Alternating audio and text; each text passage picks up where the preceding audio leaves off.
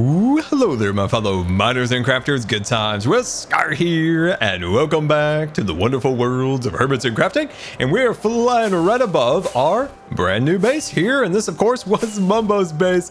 And we're just doing a little bit of high altitude bungee jumping as we come up. Woof, ooh, come on now. I think I got killed by a bamboo. Take two at this episode intro. Welcome, guys, back to our brand new base here in Hermitcraft, part of the big base swaparoo extravaganza.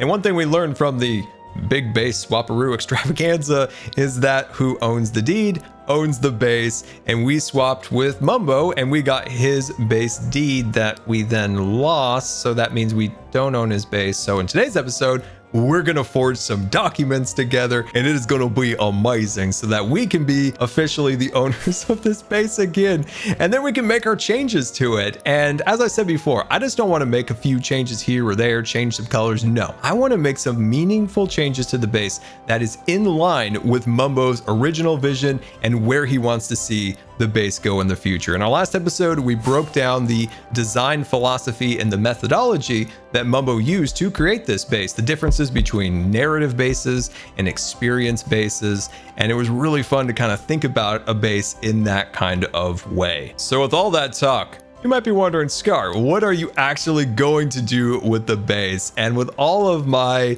kind of figuring out the design philosophy with the base, watching a ton of Mumbo's videos to try to get an idea on where he wants to take the base, I've truly gotten into Mumbo's head recently.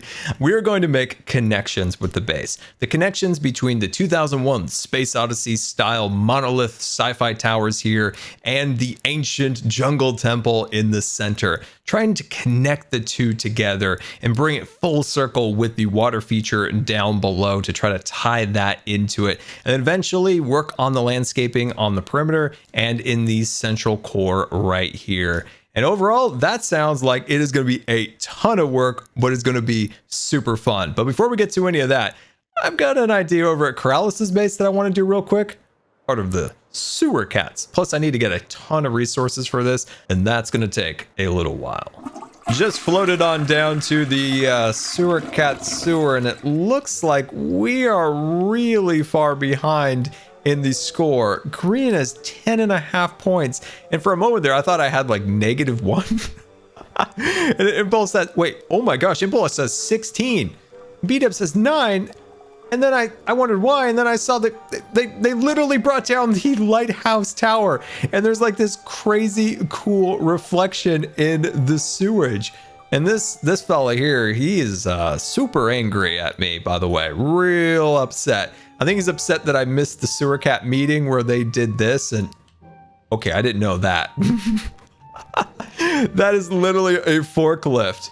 That is hilarious. And I'm just over here with a flag, and I feel really bad. So we need to step this up. And I mean, we really need to step this up. My old plans are out the window. I need to find something in the city to change and bring it down here.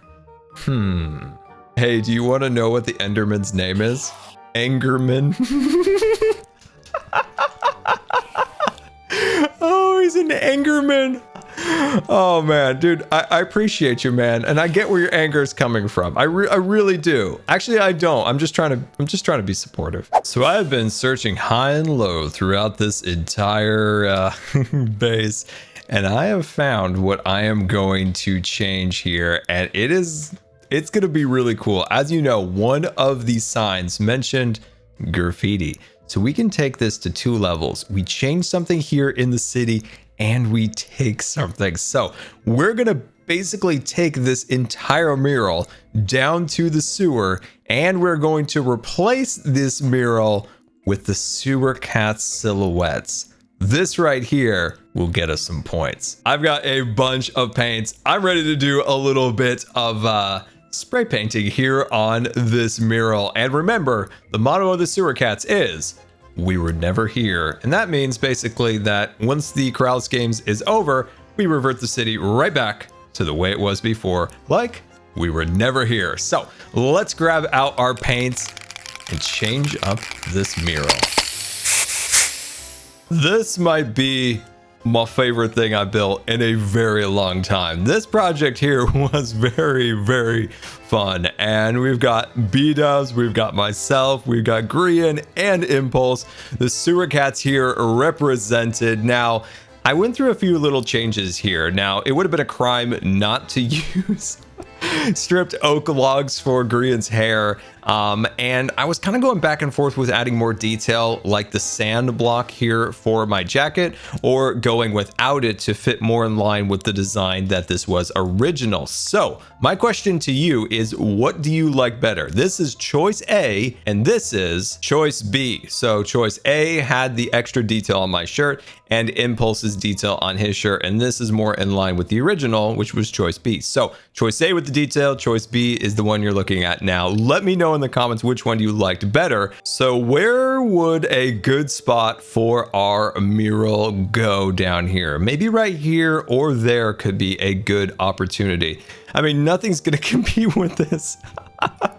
That is just that's next level right there. And there we go, we've got our graffiti moved down to the sewer, looking super cool. I mean, look at this place is turning out amazing, and this fills in two things here on the board. So you can move parts of the city into the sewer and add graffiti, so hopefully that makes us just a little bit more competitive with the games here, because as we learned a moment ago, we are being destroyed here. 10 and 16 points.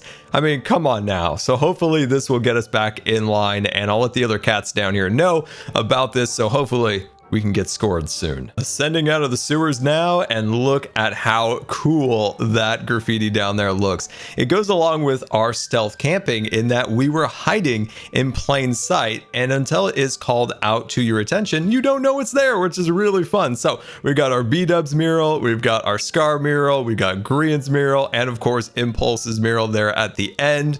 And yeah, let me know if you guys like the A or the B design. And is Grian looking a little thick compared to the others?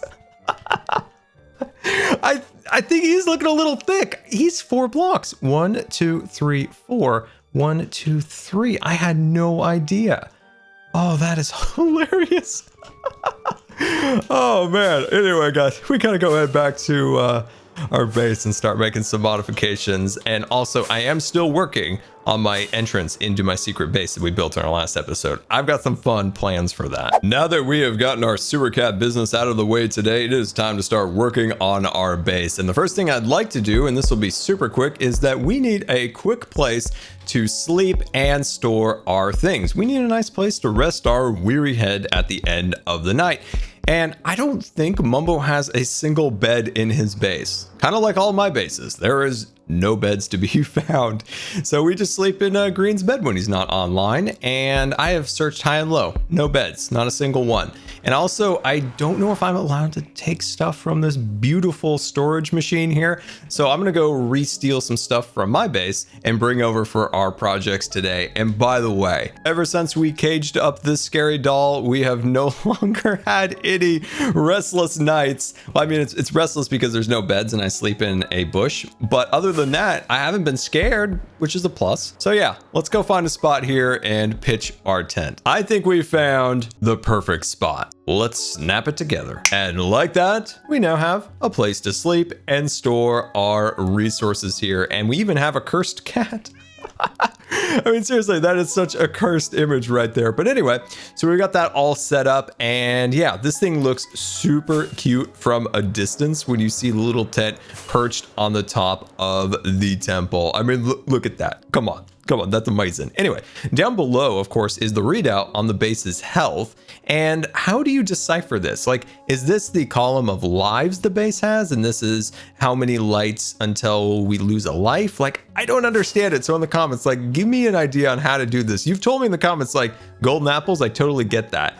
But then otherwise, I have no idea what to do. And I just missed the tent. And this time we're going to make it. So we need to start working on the base, and I've got some ideas that I am very excited about. The surrounding towers here, the more futuristic ones, are supporting the temple and trying to keep it alive. So this thing is falling apart. So these towers are now going to be holding it up and providing, you know, the healing waters below. So we're going to run chains all the way up to the tower there.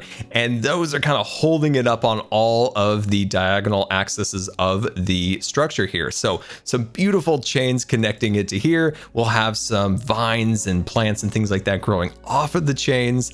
And then maybe we could even think about doing waterfalls that go off of the ends here that go into the pool, kind of giving a life to the area, which I think could be absolutely fantastic. So my friends, let's jump into super fast build mode and make this a reality.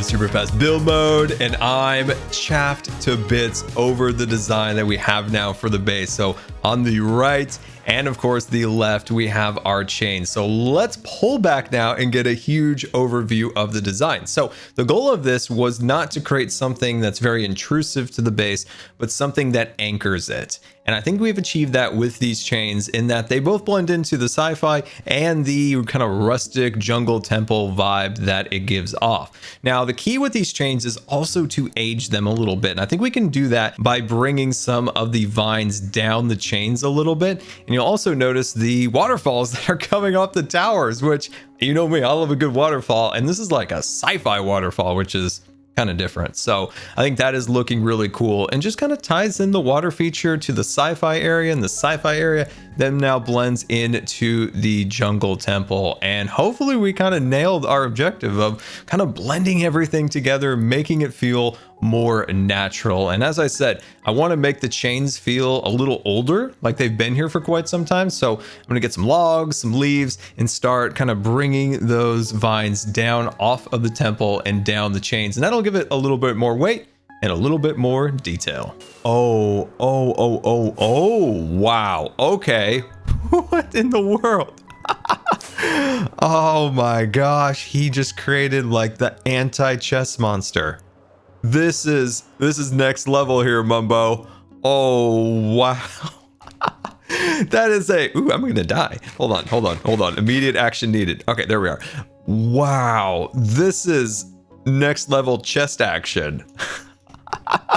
After living in such chaos over here, like I can't even fathom this lifestyle. This isn't a chess monster. This right here is a chest angel. No way. It's got a water park on top too. Not only would you stay organized with all this, but you can enjoy the fun and pleasure of a water ride. A very slow water ride, but it's a good one, and I appreciate it. Wait for it. Bam! Oh gosh, I love it when those things come into the field of view. That is really fun. Anyway, we've got stuff to do. We got to get going. And get going in terms of sneaking a few of our former leaves out of these boxes for our project today. By the way, I just realized I appear to have lost my pants again, and that is truly becoming quite a problem recently. Do you remember the bed bandit from season 4 and 6? I feel like we've got a pants bandit now on the server here, and Jelly agrees with me. But anyway, you might be very proud of me here. I am actually staying very organized here in our tent. Like, look at that organization. That is totally next level organization here. And we're getting the supplies that we need for our jungleification of the chains. Now, the idea behind this is to add a little bit more age to the monolith structures and the chains, being these are the newer objects in the base, but I still want to make them look as if they've been here for quite some time. So the vines of the temple are starting to work their way down the chain. And the chains will feel like they have weight behind them, a bigger presence attached to the structure, and make everything, once again, our main goal is to tie everything together. So let's jump into super fast vine mode.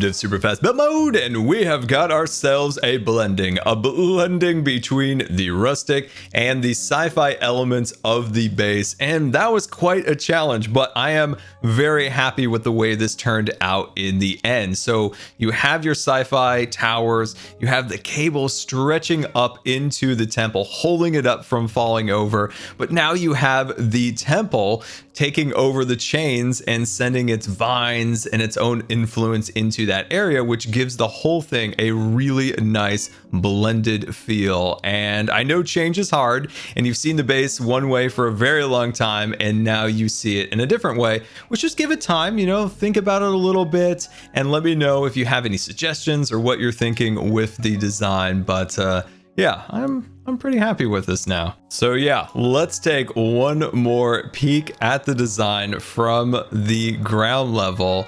And that's something in Minecraft that we don't always appreciate these days, flying around with our elytras, is the kind of the ground element. Like, what does this look like from the ground? You know, we're so high up in our fancy ivory elytra towers that sometimes we just don't plant our old feet on the ground and remember the good old days of Minecraft way back in what, 2010 when I started playing. We didn't have no fancy elytras, but yeah, I hope you guys like the design. And I also noticed that the clock keeps going up even though I'm not feeding it, and now I'm not feeding it purposely because I have a conspiracy theory. I think Mumbo's feeding his base. I'm almost 100% sure at this point. What in tarnation is this? Oh, I just found a new place inside of the base here. The Pacific thing. It's the Pacific thing. Okay, we found some new things. This is amazing. Let's say, why don't you use sunflowers instead of slime balls? Well, you know, I have no idea. I don't even know what that means. We now own a Pacific. I've always wanted to own a Pacific. What? Ooh, what's this do? Buttons. What in the world? We've got an elevator. Oh, this is amazing. Oh shoot! No! That's gonna seal the door. Oh no! We made mistakes here. Okay, so I made it up into the redstone portion of the door, but I think I can escape here. We gotta watch out for the hazards. Man, he is tricky. He is dodging. He is weaving. Okay, here we go. We're gonna try to make it into that wood. Okay, here we go. Try not to break anything. And we're going in. Oh no, there's more bad stuff. Okay. Oh, that's daylight and no creepers. Oh, wow. Okay, this base just really wants to kill me. I haven't even showed it today, but I've died like 5 times here. I love sleeping in the bed here in the tent because look, you basically are like a little kid in your bunk bed. It's kind of amazing, and you jump off ready for the day to play with your blocks and your Legos and your Star Wars action figures. But there we go, guys. Let's pop over to Aquatown now that we finished up our work here in our base for the day, because so I was told to pop over here into Aquatown for a surprise in my realty office. Now there is some major spoilers over there. I'm just giving you a sneak peek. Like there's some really cool stuff, and you'll have to watch B-Dubs' video for that. But I have been secretly bidding on this tower, part of Perfect or Unperfect Realty at B-Dubs' side over there. I want to win this building because one, it's obviously the best building here in Aquatown, and two, I want to tear down the billboard. No, B-Dubs. Oh, you. Is this the one with cursive binding? By the way, is it just me or does B-Dubs pronounce cursive binding cursive bounding?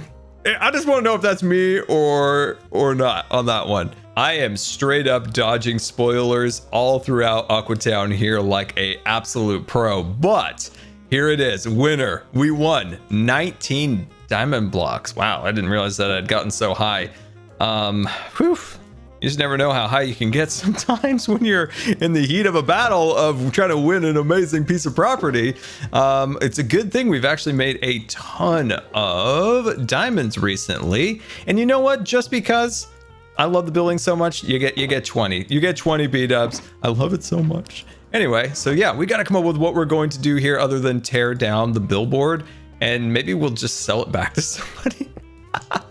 All I really want to do is tear that billboard down and put like jelly in its place, which I think could be really, really cool. But there we go, my friends. Until next time, this has been Good Times with Scar, and I always really appreciate you guys taking time to watch videos. If you believe the video deserved a rating, that would be much appreciated. And until next time, we'll see you later, and don't forget to subscribe, because you may just become jellyified. We are the sewer cats, cats of the deep dark underworld. We roam the overworld by night and strike fear in the hearts of the big-eyed crafters above. We sleep where we want and take what we please. We are the sewer cats, cats of the deep dark underworld.